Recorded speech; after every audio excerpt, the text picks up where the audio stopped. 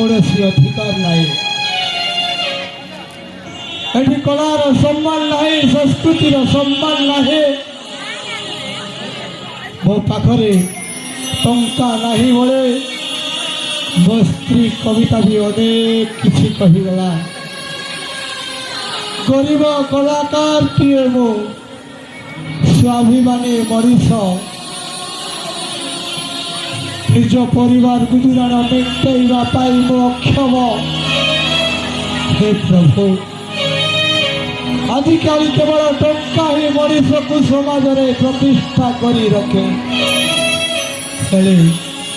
अनेक दिन बीतीगला मो गर्भवती स्त्री कविता को घर छाड़ी दे चली आसली ए सहर को। ए सहर से सहर बुली बुली मो थकी पड़े। प्रभु कौ जन्म कि पाप करी निज को बचाई आज निज पेट को दी मुठा अन्न जोगाड़ करी पारुनी। कौ पापर शास्ति दौच प्रभु मते कौ पापर शास्ति दौच। एमिति गोटाए निर्लल जीवन नहीं मु बंचा चाहूनी प्रभु। हाँ हाँ मु बंचा चाहूनी एवं मु कौन करी। मो पाखरे टंका नहीं कि पैसा नहीं शून्य हस्तरे घर को फेरबी किपरि नहीं कौन लाजरे मो घर को जी आज ये कौटी गोटाए सुजोग देखी आत्महत्या करदेवी। यही तो भूनगर गंगा नदी प्रखर स्रोत बही चली प्रखर स्रोत भितर आज मो जीवन को जल समाधि देदेवी। संज नई आसला निरोला मुहूर्त मत कहीं देखिपारे मत भूल बुझे कविता मो हे तो तुम जीवन को आउ फेरबी। हे प्रभु मत क्षमा करदेव प्रभु मुझे गरीब जीवन नहीं बंचा चाहूले। हाँ हाँ आज मुझे आत्महत्या करदेवी।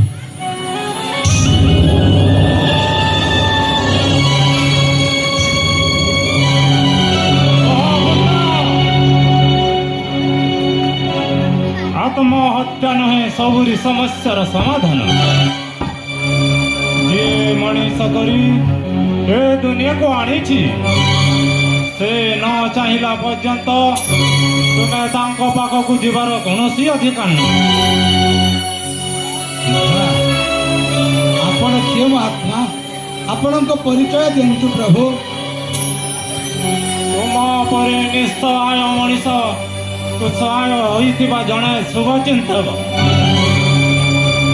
जीवन युद्धरे पराजित होइथिबा अस्त्रटे मो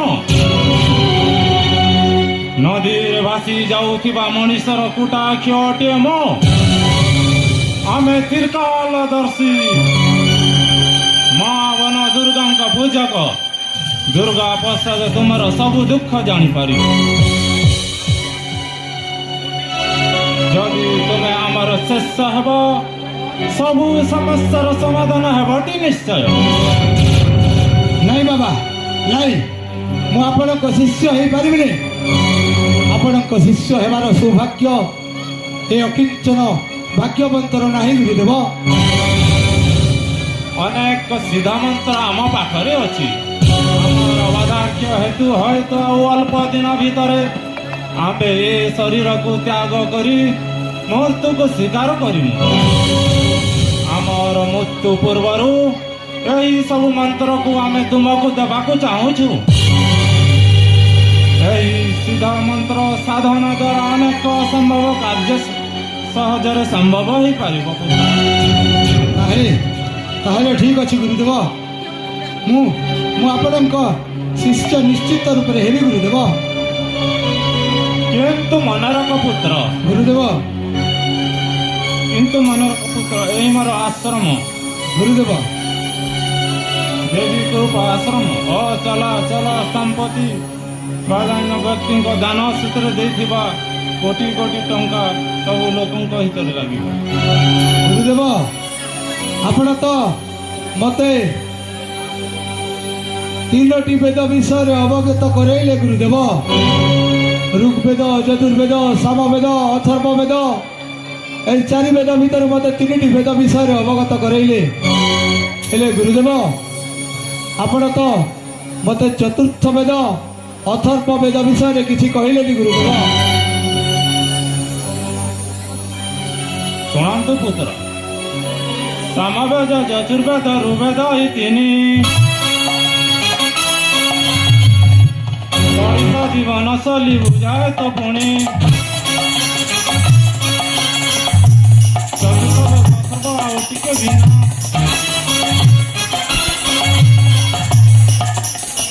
ଯନ୍ତ୍ର ପୂର୍ଣ୍ଣ ଜନ କଲ୍ୟାଣ ପାଇଁ ଏହି ବେଦ ଅଛି ବାବୁ ତାও ଜାଣି।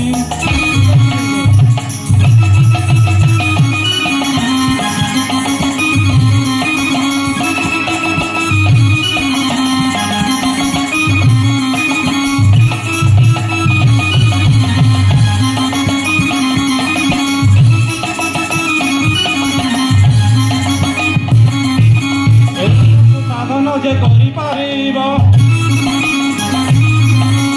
ସମସ୍ତ ପ୍ରକାର ନିଜ ହେବ ଜାରି କରିପାରିବ ସୃଷ୍ଟିର ନିୟମ ବି କରିପାରିବ ମନ୍ତ୍ର ବାଲେ ଜାଣ ମନର ଚିନ୍ତା ସବୁ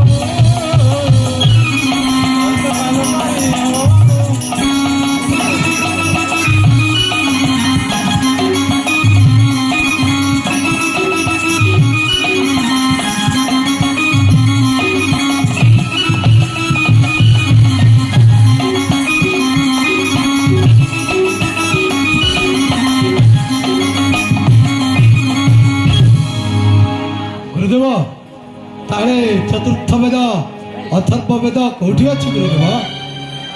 ମୁନି ଋଷିମାନେ ଏହି ବେଦକୁ ମଣିଷଠାରୁ ଦୂରେଇ ରଖିଥିଲେ, କିନ୍ତୁ ଈଶ୍ୱରଙ୍କ କୃପାରୁ ସେଥିରୁ କିଛି ମନ୍ତ୍ର ତନ୍ତ୍ର ଶିକ୍ଷା ଲାଭ କରିଛି। ରୋହିଣୀ, ଉତ୍ତରାଷାଢ଼, ମୃଗଶିରା, ବୈଶାଖା, ପୂର୍ବାଷାଢ଼ ଅଭିଜିତ ନକ୍ଷତ୍ରରେ ଜନ୍ମ ହୋଇଥିବା ଶିଶୁକୁ ବଳି ଦେବାକୁ ହୁଏ। ମତେ ଏ କୁକର୍ମ କରିବାକୁ ବିବେକ ମନା କଲା। ଆପଣ ଭୁଲ କହୁଛନ୍ତି ଗୁରୁଦେବ। ଏହିସବୁ ମନ୍ତ୍ରକୁ ଜଳ କଲ୍ୟାଣ ନିମିତ୍ତ ଆପଣ ଗୁପ୍ତ ରଖିବା ଉଚିତ ନୁହେଁ। ଦୟାକରି ସେସବୁ ମନ୍ତ୍ର ମୋତେ ଦିଅନ୍ତୁ ଗୁରୁଦେବ। ମୁଁ ସେ ମନ୍ତ୍ରର କେବେ ହେଲେ ଅସଦୁପଯୋଗ କରିବି ନାହିଁ ଗୁରୁଦେବ। ତାହେଲେ ଶୁଣନ୍ତୁ ପୁତ୍ର। ତେବେ କୁହନ୍ତୁ ପୁତ୍ର। ଦେଖ ବାବୁ ମୋ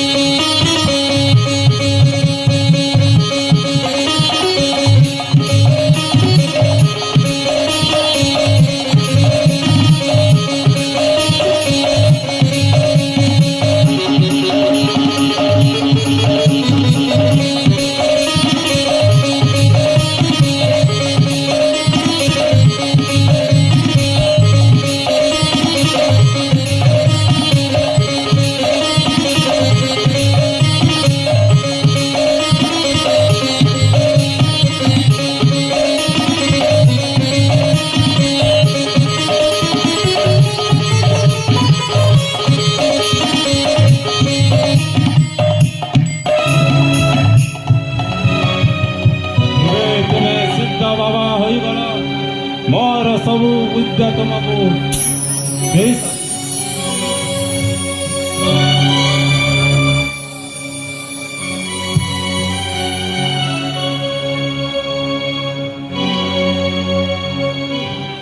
ଦେଖ ବାବୁ, ମୋର ଜୀବନ ଥିବା ପର୍ଯ୍ୟନ୍ତ ଏ ମନ୍ତ୍ର ସବୁର ସଦ ଉପଯୋଗ ହେବାକୁ ଦେବି ନାହିଁ।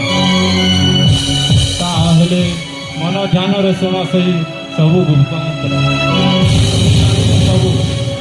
ଗୁରୁଦେବ, ଗୁରୁର୍ ବ୍ରହ୍ମା ଗୁରୁର୍ ବିଷ୍ଣୁ गुरुर्देव महेश्वर गुरुर् साक्षात् परम ब्रह्म तस्मै श्री गुरवे नमः।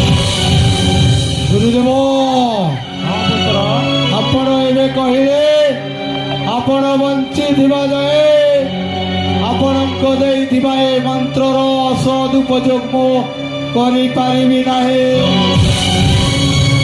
କରିପାରିବି ନାହିଁ ପୁତ୍ର। ଅର୍ଥାତ୍ ଆପଣ ମଳେ ହିଁ ମୁଁ ଏଇ ମନ୍ତ୍ରର ପ୍ରୟୋଗ କରିପାରିବେ। କହୁଛ ପୁତ୍ର।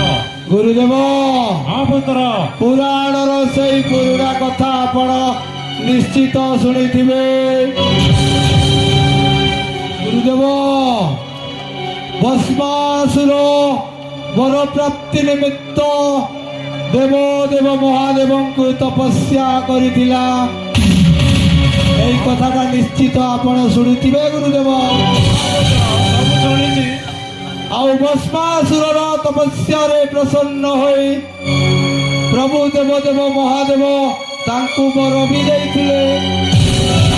ଶୁଣିଛି ପୁତ୍ର। এই କଥା ଠିକ କହୁଛି ନା ଗୁରୁଦେବ? କହୁଛ ପୁତ୍ର। ତାକୁ ଯୋଉ ବର ଦେଇଥିଲେ ଭସ୍ମାସୁରକୁ, ଭସ୍ମାସୁର ଯାହା ମୁଣ୍ଡରେ ହାତ ରଖିବ ସେ ଭସ୍ମ ହେଇଯିବ। ଏ କଣ କହୁଛ ପୁତ୍ର?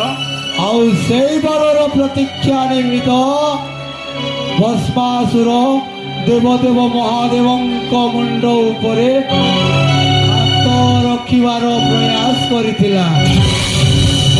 କଥାଟା ଆପଣ ନିଶ୍ଚିତ ବୁଝିପାରୁଥିବେ ଗୁରୁଦେବ।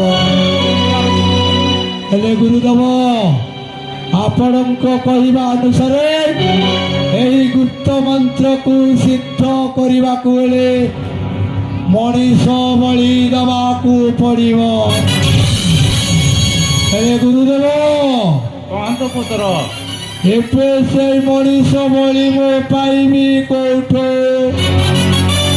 ସେଇଥିପାଇଁ ଆଜି ମା ବନ ଦୁର୍ଗାଙ୍କ ନିକଟରେ ତମକୁ ବଳି ପକେଇବେ।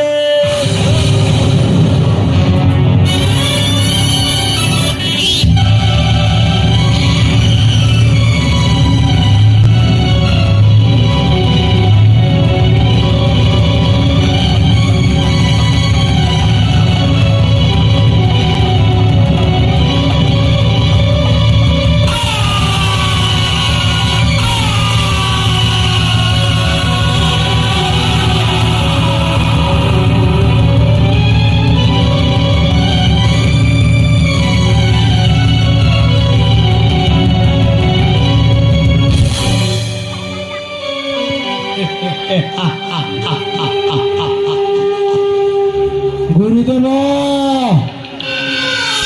ଆପଣଙ୍କ ଶିଷ୍ୟ ହେଇ ଆପଣଙ୍କଠୁ ଶିକ୍ଷା ନେଇ ମୁଁ ଆପଣଙ୍କୁ ମାରିଦେଲି। ମତେ କ୍ଷମା କରିଦେବ ଗୁରୁଦେବ। ମୁଁ ହେଇଗଲି ଏବେ ପରମ ସୂତ୍ର ବାବା ଭାଗବତ। ଆଜିଠାରୁ ଦୟା ଶାନ୍ତି କ୍ଷମା ମୋ ଜୀବନ ଅଭିଯାନରୁ କାଟିଦେବେ। ଏବେ ମତେ ଖୋଜିବାକୁ ହେବ ରୋହିଣୀ, ମୃଗଶିରା, ଉତ୍ତରଷାଢ଼ା, ପୂର୍ବଭାଦ୍ରା, ଅଶ୍ୱିନୀ ଦ୍ୱିଜା ନକ୍ଷତ୍ରରେ ଜନ୍ମ ହେଇଥିବା ମଣିଷ। ଆଉ ସେଇ ମଣିଷକୁ ବଳି ଦେଇପାରିଲେ ମୁଁ ହେଇଯିବେ ସ୍ୱର୍ଗ ମର୍ତ୍ତ୍ୟ ପାତାଳର ଅଧେଶ୍ୱର ସର୍ବଶକ୍ତିମାନ